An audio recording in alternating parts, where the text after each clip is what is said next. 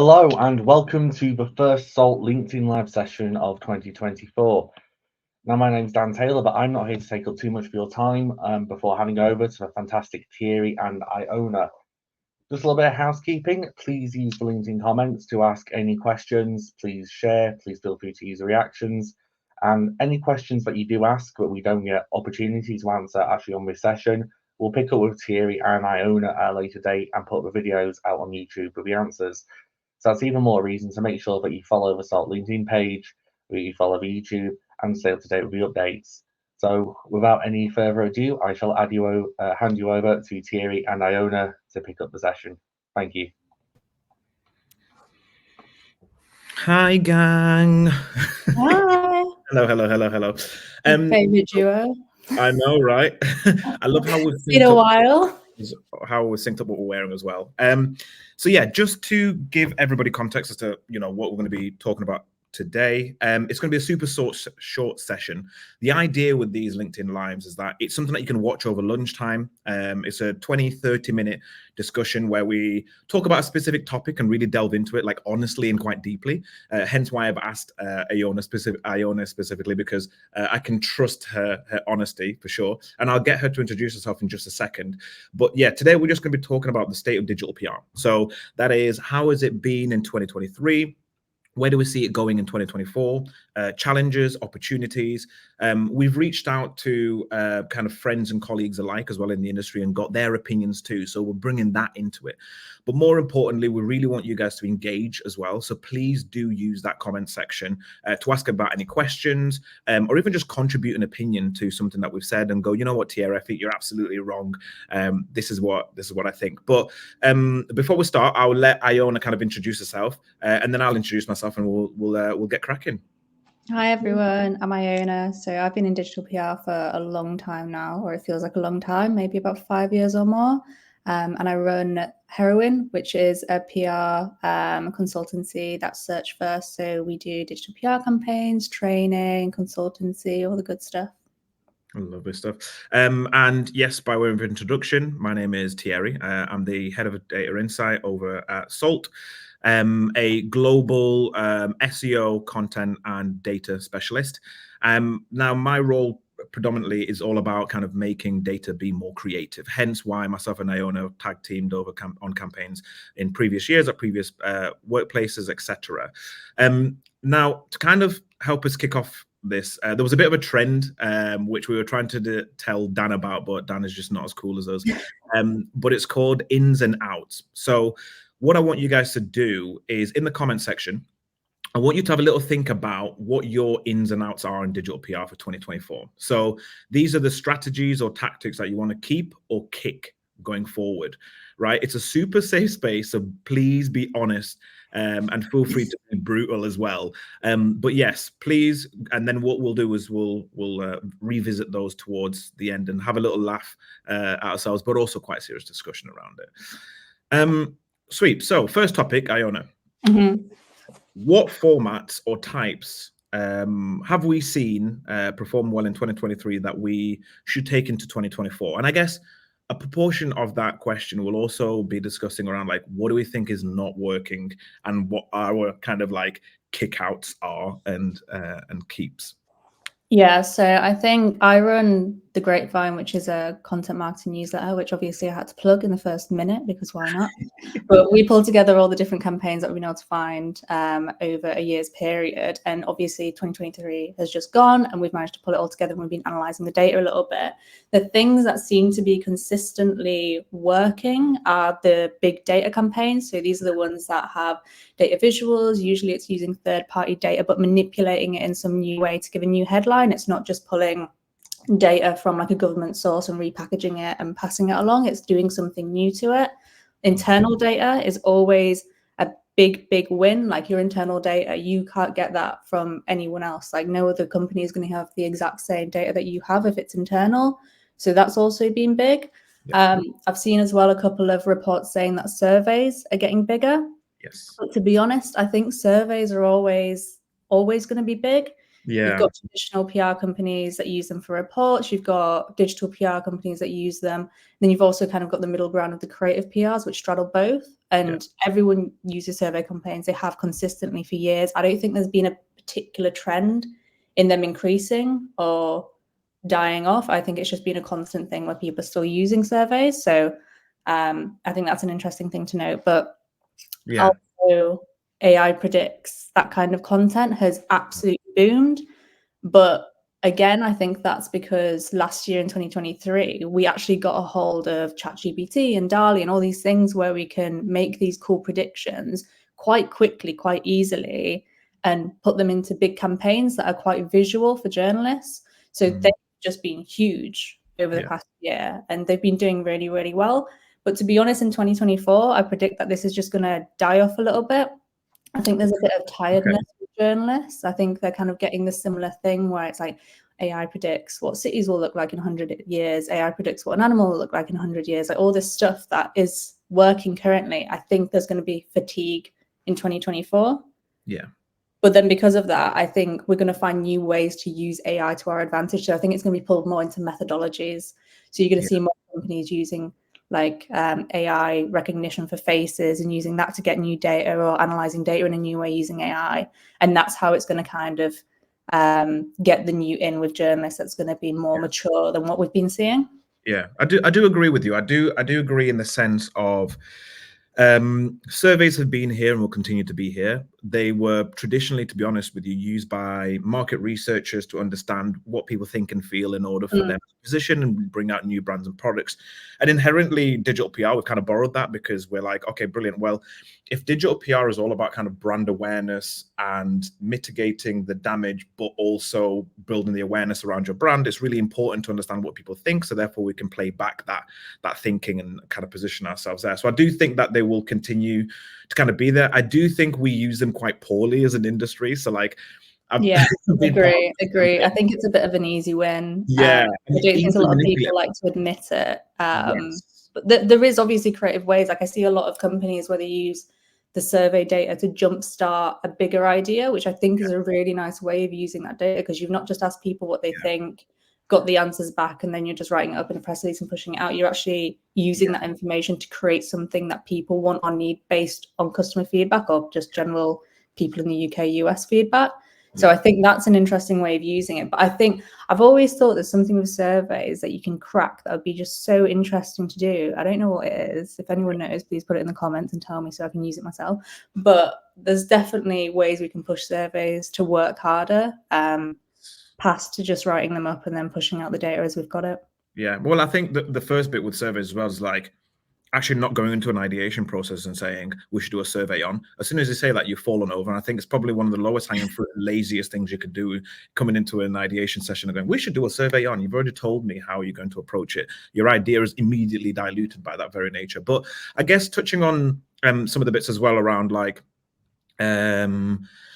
using, so we've already talked about like AI being a thing, right? Cool. And, you know, we might get to a point where we are fatigued by it. As with anything, the initial boom is, we think it's going to, well, the initial boom occurs and then it kind of lulls and it finds its place within the tactics that we typically use within digital PR. But then I had a bit of a question around like, isn't it just the same thing? Like a couple of years ago, we did like the future gamer or the future work from home individual or this or that. Isn't it just another like way of creating the very same tactic we've done? So it's actually not different. We've just like renamed it and gone AI instead predicts. Like we used to have expert predicts or so it's a feature, like I think what's interesting with that is if you've got those future gamer, future work from home, whoever it is, to get to that point, you have to do a lot of research. You have to talk to experts. You have to formulate what it's going to look like. You have to get a 3D designer to actually create what the thing or person will look like. It was such a barrier of entry and such a high budget you had to have to be able to do that. Using AI and having DALL-E and Midjourney and whatever has lowered the playing field for lots of people. So that's why we see more of that content, because they know it works in the past because we've had these bigger campaigns that have taken longer to do. But now, literally, like anyone at home, like a 12-year-old at home could do it and then send it off to the Daily Mail. Maybe they won't get covered, but they can. Yeah, I totally agree. And I guess then we can touch on, in that aspect of kind of talking about like what we should be thinking about going forward as well. Like, how is all of this then helping digital PR to change? Because, you know, when I first entered the industry, it was all about the big hero campaign. You know, we probably did it once a quarter as well, subsidized with a couple of like survey pieces every now and again.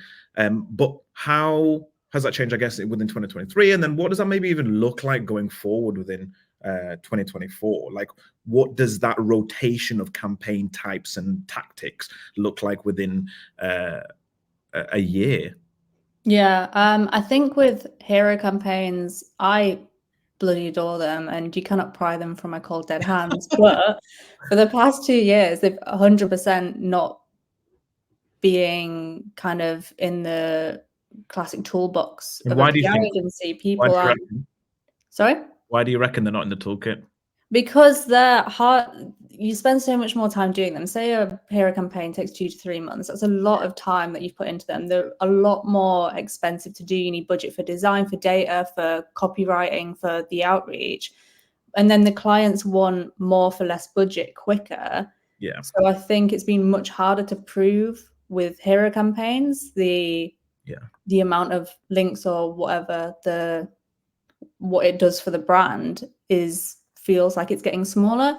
But to be honest, I think we're kind of allergic to experimentation a lot in this industry. And I think it is because of the budgets and the money and the pricing. And if a client, you try something new and the client hates it and it hasn't got any links, then you've damaged your relationship with that client. So unfortunately, I think hero campaigns are still continuing to fall by the wayside because it's harder for us to experiment and find that new thing that works well in the industry or works well for us, with having that place to be able to have fun and be playful. So then we start relying more on the reactive stuff that's quicker to get out. The rate of failure might be higher, but it's fine because you can just write up a new press release in the next 2 days and get it out really quickly again. So I think there's more of a reliance on the reactive side of things, but that's been going on for 2 years and I think it's just going to continue to go on. So it's not exactly anything particularly new.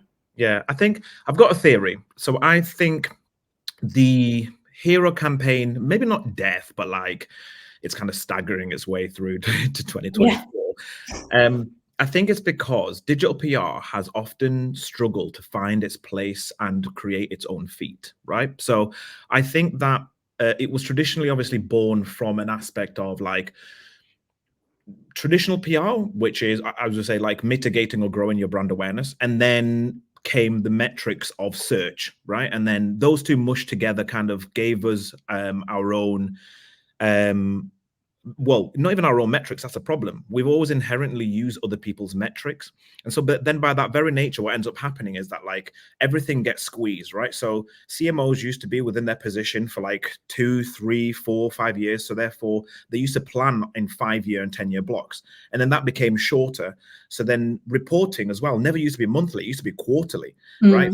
Now reporting becomes monthly. And so then by that very nature, if somebody's trying to prove the concept or business value or ROI or whatever that might be within a month, there's no way almost that by the very nature hero campaigns get signed off.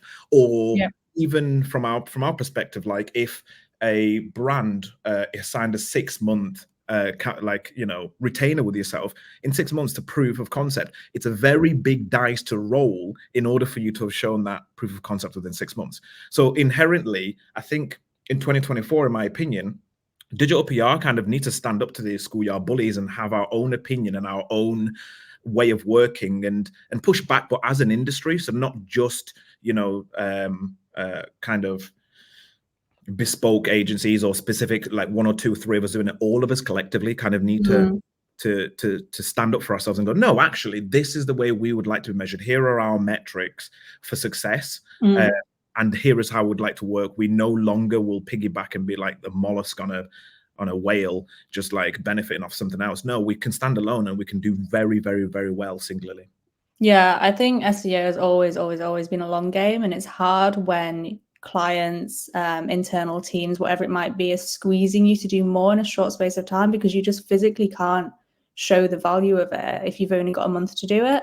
So I think that's probably really affected how we've started to work. That's probably why so many people rely on link-based numbers and DA, DR, whatever, because they're things that we can instantly get and instantly report on. But then people hyperfixate on them when we should be fixating on the amount of traffic a campaign's got, or the revenue, or the increasing keywords, or branded searches, that kind of thing. But it's harder to show that value when you've got someone who is a new client and they want something instant. Yeah. But there are some agencies that are really good at showing different metrics, analyzing those instead of just the classic links, and then showing value beyond just here's some links and then you're probably going to go higher on Google type thing. It's like, we can sell your product, we can get you more traffic through the specific PR campaign, that kind of thing. Yeah, I totally agree. And I guess we kind of pose this, like, what are the biggest challenges for PRs in 2024 to some of our kind of industry friends and family. And we got a couple of responses which have been super interesting. So one of them was a race to the bottom. So clients are wanting more, shorter, faster content that drives results instead of waiting to invest in, those bigger creative pieces, which Iona kind of touched upon. And one of the things that we're struggling with as well is campaign innovation. So it's been homogenous, even between the traditional groundbreaking agencies. But you can see that as of late, everyone seems to be doing slightly different versions of digital PR at the moment. It's no longer really just about the big campaigns, which I guess is positive in a sense of like that experimentation piece that we were talking about. Like, please go out there and test it. And we are in a brilliant period of time where a lot of testing can occur right now to help kind of build that long-term strategy. So yeah, absolutely.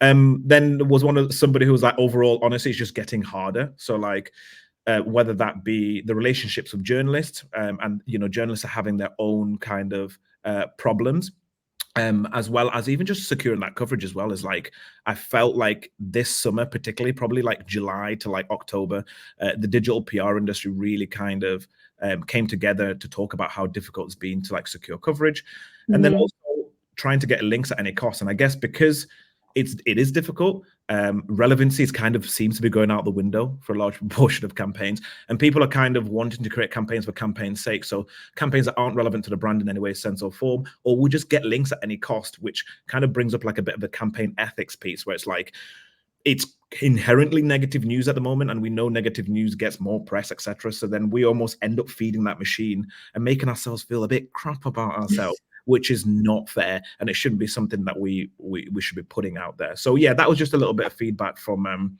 some of our industry friends and family. Was there anything that kind of stood out to you in terms of the biggest challenges in 2024? I think definitely that it's harder. It is just getting harder. Like you have to constantly innovate in this industry, which I think is the same for all industries, to be honest. But I feel like because so many journalists are being made redundant, there's more people coming into digital PR, whether it's new agencies popping up, people going freelance, whether it's, someone who wants to sell like a pack of like 50 Harrow requests or something like that. There's such a low bar. Like literally anyone can email a journalist. Like, it's not hard. Yeah. It's hard to do it well, where you're keeping your brand's reputation, but you're also giving the journalist something interesting that they want to cover, that's going to be interesting, that also, sits well on a client's page. Like, that's the hard stuff. It's not hard to email a journalist. You can find an email anywhere, but that means that the barrier for entry is so low that they're just being flooded with so many emails. And the past year has been rocky. There's so many publications that have disappeared, so many journalists that have unfortunately lost their jobs. It's horrible. But then more PRs. So you've just got this complete imbalance, which thankfully now, for example, Harrow, when I found out that they were doing moving to a paid model, I was like, damn them, why is everyone always out for money? Like, why are they doing a paid model kind of thing? But it's, in the end, kind of good because they've got a barrier for entry now. So people aren't just going to send, AI experts to every single Harrow request that they possibly can, just throwing it in ChatGPT. If they have to be conscious about every pitch is going to cost something, they're hopefully going to send less of those kind of requests out. So it's a difficult one for sure, and I think it is getting harder. But it's not just that; it's just every little bit of it. Yeah. Well, here's a little interesting piece then I found then. So to kind of talk towards that journalist and PR based relationship, one of the things that we are seeing, and we've kind of already talked about around like AI, is it even going to get worse or better? So, for example, I found this piece earlier on, which said that there is a new media channel or media company called Channel One, which is launching the world's first AI-powered global news network. So this means that they'll have AI news anchors, AI-generated footage to accompany the stories they're talking about. They say it'll be trained on reputable, trusted human-written content, but will it? And in the future of AI and journalism, we need to start prioritizing, high integrity, accuracy, and transparency. And so this is a really interesting, I guess, poignant topic to be like, okay, brilliant. So this imbalance has occurred, right? So whether it's a bit skew if, with the arrival of AI-based journalism, like what on earth is going to happen there, right? So what is this even trained on? Like, will it have its own opinion? Will it, like, what does that relationship look like going forward? So at the moment, we're already seeing a bit of it in terms of a couple of months ago. There's one particular publication, I can't for the life of remember what it was, but they have AI-assisted journalists. And I don't exactly know what that means. That's just their title. I assume that they create kind of like a brief outline and then the human goes and writes that, I hope, from the brief outline of what they've been briefed on. But I think it all sounds a little bit dystopian, but I'm hoping that it's actually going to be a good thing for PRs. Yeah. So if you imagine if you've got people using like AI to like go through like emails and find the stuff that's actually like useful, helpful, exactly what they want to write about, then it can be used in a good way. But to be honest, the idea of having an AI anchor, like just watching someone who doesn't exist tell me about a story that's written by someone who doesn't exist, showing me pictures of stuff that doesn't exist, just doesn't sound like the kind of world I want to live in, to be honest. Yeah, I agree. But that as well is obviously a huge challenge for PRs. We're going to have to find out how to navigate it. And I don't think we can predict at all as PRs what this AI moving forward, how it's going to affect what we do. We're just going to have to fucking hear about it and then trip over trying to find out how to get around it. I don't know. Yeah. And I guess we kind of just need to learn our lesson, because this is almost like the arrival of AI is like the reinvention of the internet. Like, but at the time the internet was created, we didn't really know what to do, so we just flooded it with all kinds of nonsense.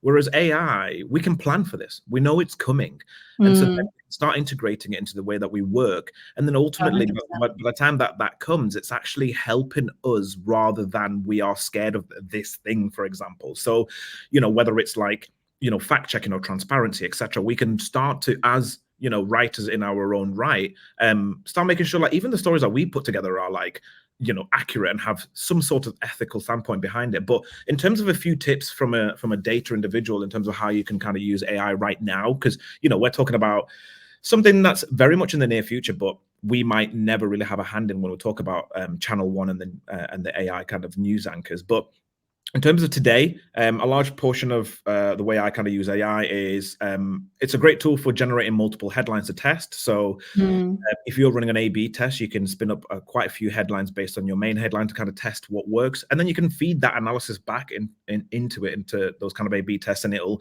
give you a way of thinking. So I'm really conscious of not making AI make us lazy in the way that we work, but actually kind of add to how we're already going to make a decision and give us another thought process. So it's almost like another brain that is inputting. Helps create indexes for anybody that's kind of putting that kind of data together and struggling. But predominantly a large proportion of some of the discourse I've seen is around like ideation kickoff and like conceptual art for pictures and stuff like that. For pictures, sorry, which has been kind of super powerful. So for anybody who's kind of just thinking, well, how can I use this thing today? Those are a couple of bits. But was there any other suggestions from your side, Iona? I think I wrote a blog post actually on stuff to use AI for in PR, and then quite quickly afterwards I wrote a blog post on stuff not to use AI for, because I found that you can very quickly kind of bastardize the use of it in a way that shouldn't be done for PR. So I guess you've given some ideas of things you can use it for. The stuff that I would avoid are things like writing an entire press release from scratch. Like the AI can't really comprehend properly the exact story or tone that you're going for, even if you do give it prompts. Also creating an AI expert. So if you're pushing expert commentary to press, do not do it with AI. to be honest, lots of journalists are really twigged onto it now, so they're going to notice instantly. Don't fake, someone's face as an expert with AI image generation tools. It's just not an ethical thing to do, but it's also just going to fill the world with spammy, low quality content that no one wants to read. Yeah, absolutely. And just as we kind of nearing the last 5 minutes or so, I just wanted to make sure that anybody who has any questions, please do put them in the comments section, and we can have a little chat around that. But just as we are kind of wrapping up, I just wanted to touch on one more thing, which was, so we've touched on like AI, what does digital PR actually look like within 2024, but what are your ins and outs for 2024, Iona? Oh God. Outs, AI generated experts, they can go, sick of it. Out, kind of want to say Twitter, I'm not enjoying it massively. Okay. I think even for trying to find journalists and journalist requests, they've moved to other places, Facebook groups, Substacks, like their own websites, whatever. They're not as prominent on Twitter, so that's an out for me. Pray and spray, out, always out. Yeah. Sounds kind of gross in no context, but and then ins for me, definitely experimentation with a backing, like playfulness, fun. Like I think positive stories are in for this year. Like feel like there's been such an overhang from COVID of negative stories. Positive all the way. We want the good vibes. Yeah. Cross-platform campaigns, I think definitely is something that we're going to see more in the future that I enjoy seeing. You shouldn't just stick to one thing just because you know it and you know it works. Yeah. And I guess under the radar data sources, pushing beyond the usual .gov or NHS data or whatever you can get your hands on, like something juicy, something new. Yeah, absolutely. I think there's a couple of people in the comments who are kind of like, get Twitter out, fair play. But I guess like with everybody kind of mass exodus of X, where are people going? Like, where do you go to speak to maybe like journalists, or even just to have a general conversation around like what's going on within the industry, within your peers? Because Twitter used to be such a hub of insight. And discourse, within our sector. And then honestly, now I tweet and it's like tumbleweed.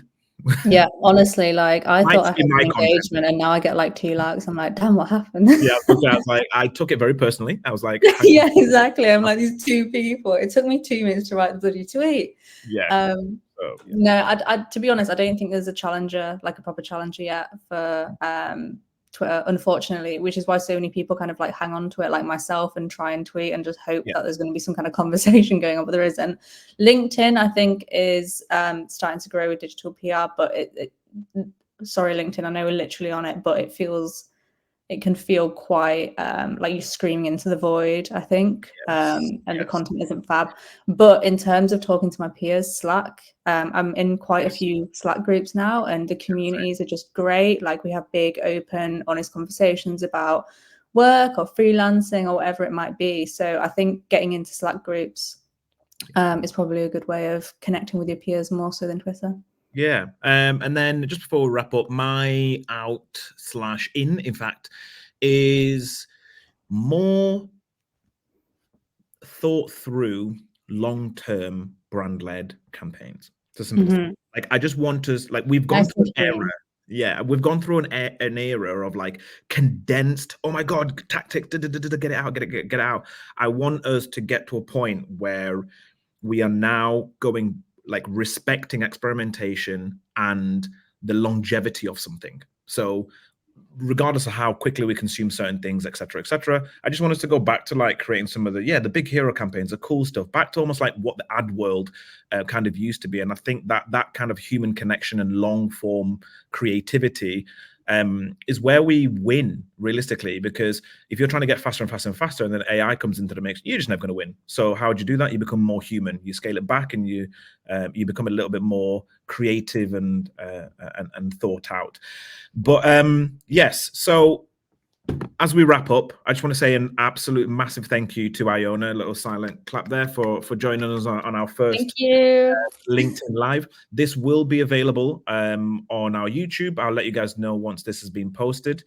Please do ping us any questions that you do have. I'm more than happy to like answer bits as well as Iona, I'm sure will be around anything that we've said or to clarify anything or if anyone's got any more questions. But apart from that, just want to say a massive, massive, massive thank you to everybody that's attended and put all the comments, and I've seen all your little faces pop up, which has been really amazing, especially Stephen all the way from Chicago. Right, there you go. So that's probably our furthest traveler, as well as Malta.